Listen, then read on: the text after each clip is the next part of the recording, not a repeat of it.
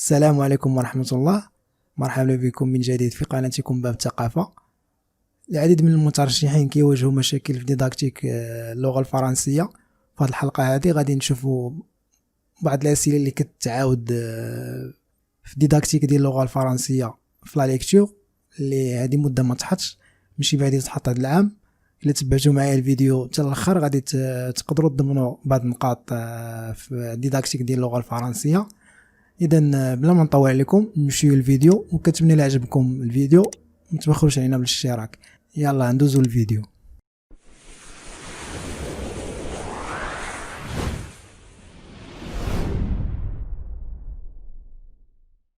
اذا فاول سؤال كيتطرح هو تحديد الاهداف التعلميه. تيجي في السؤال définir les objectifs d'apprentissage. نقدروا نجاوبوا عليه ب lire un texte، وغادي نشوفوا على حساب التكست شنو واش ناراتيف ولا انفورماتيف ولا ديسكريبتيف، النوعيه ديال لو تكست اللي عطاونا. فإلا كان مثلا حكائي غادي نديرو lire un texte narratif. الا كان تقدم معلومات غادي نديرو lire un texte informatif.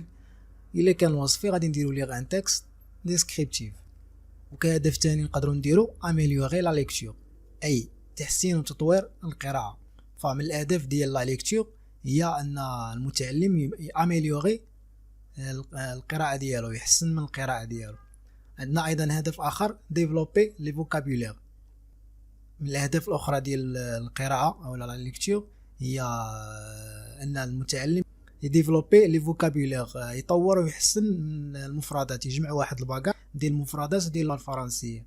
عندنا ايضا نقدروا نديروا كهدف اخر لير لو تكست دون مانيير اكسبريسيف، قراءه النص قراءه معبره.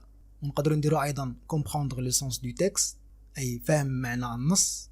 ونقدروا نديروا كهدف اخر اميليوري لا برونونسياسيون دي مو، اي تحسين وتطوير لا برونونسياسيون، نطق الكلمات. فكتلاحظوا ان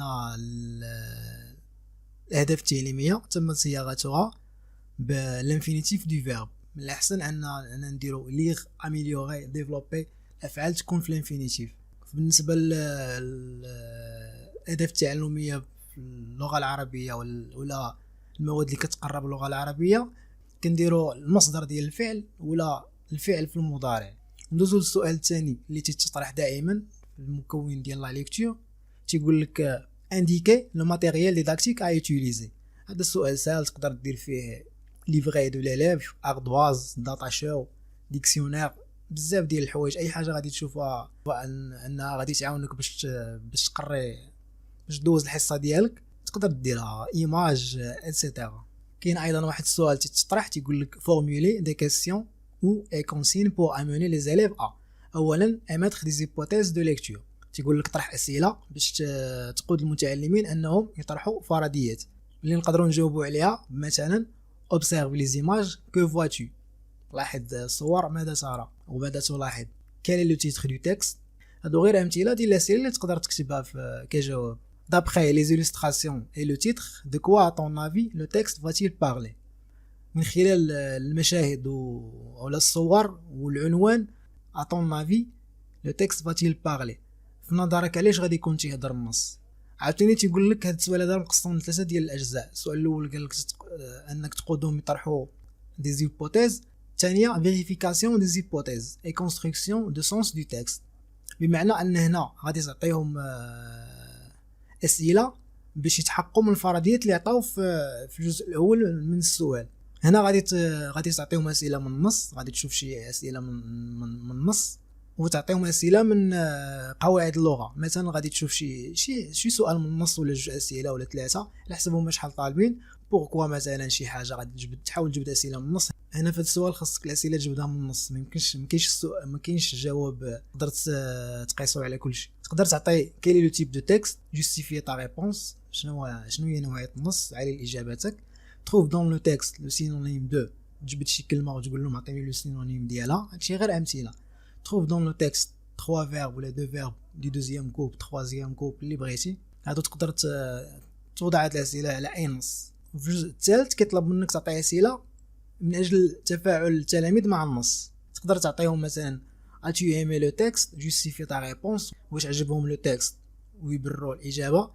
aimes-tu ce genre d'écriture، justifie ta réponse. هادو غير امثله. واش كتعجبكم هاد النوعيه ديال الكتابه، ويعلوا الاجابه باش تخلق واحد التفاعل ما بين التلاميذ والنص. quel sentiment la lecture de ce texte a-t-il produit en toi؟ شنو هو الاحساس اللي وصل لك من خلال هذا النص؟ مثلا هادو غير امثله، تقدر تجيب امثله من عندك، تقدر تكتفي بهذا على حسب كل واحد وشنو بغى.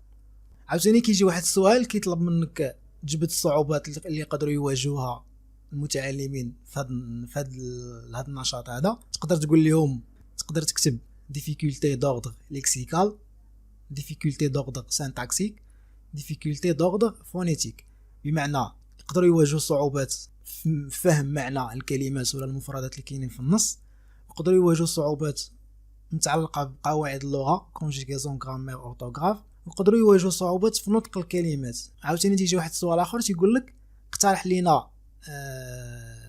اقترح لنا حلول باش تعالج هاد الصعوبات.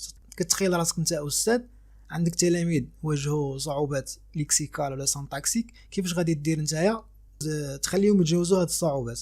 مثلا بالنسبه للتريتمون دي ديفيكولتي دوردر ليكسيكال يمكننا نتجاوزوها باغ دي جيست ايميميك، مثلا كتشد شي كلمه وكتحاول توصل لهم المعنى ديالها بالايحاءات ولا بالتعابير، تقدر تمثلها كاع ولا تجسدها مثلا، ولا عن طريق لا سينونيمي تعطيهم كلمه مرادفه ديال الكلمه اللي بغيتي اللي ما فهموهاش اللي بغيتي تشرحها لهم، حيت ما خصكش تهضر معاهم نورمالمون باللغه العربيه، خصك تحاول تخليهم يفهموا داكشي باللغه الفرنسيه. هذا هو اللي خصو يكون، ولكن الواقع راه ما كنظنش غادي يكون بحال هكا. ولا كتعطيهم لانطونيمي الضد ديال الكلمه اللي بغيتيهم يفهموها، ولا لا ديريفاسيون المشتقات ديال ديك الكلمه.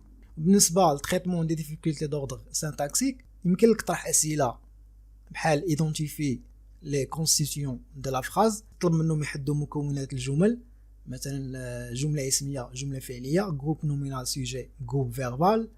ولا كتطلب منهم يديفيزيو اون فراز تكون طويله، ديفيزي لا فراز لورسكي لي لونغ، كتكون شي جمله طويله كتطلب منهم يقسموها باش يفهموا المعنى ديال الجمله. وباختصار كان هذا الفيديو ديال الحلقه. هادشي بالاضافه انه بعض المرات تيطلب منك تصايب جداده، ماشي بعض المرات غالبا كيطلب منك تصايب جداده ديال الحصه. دابا نطرقوا الجداده ديال اللغه الفرنسيه في حصص مقبله. كنتمنى يكون الفيديو عجبكم، وهاد لا ليكتور ماشي بعيد انها تحط هذا العام، حيت صافي 2 زون ما تحطاتش. يمكن تقدر هذا العام تحط، ولا تحطات هاد النقاط هادو ساهلين ما خصكمش تضيعوهم. المهم بلا ما نطول عليكم، نتلاقاو في فيديو جاي ان شاء الله. كنتمنى لكم التوفيق. السلام عليكم.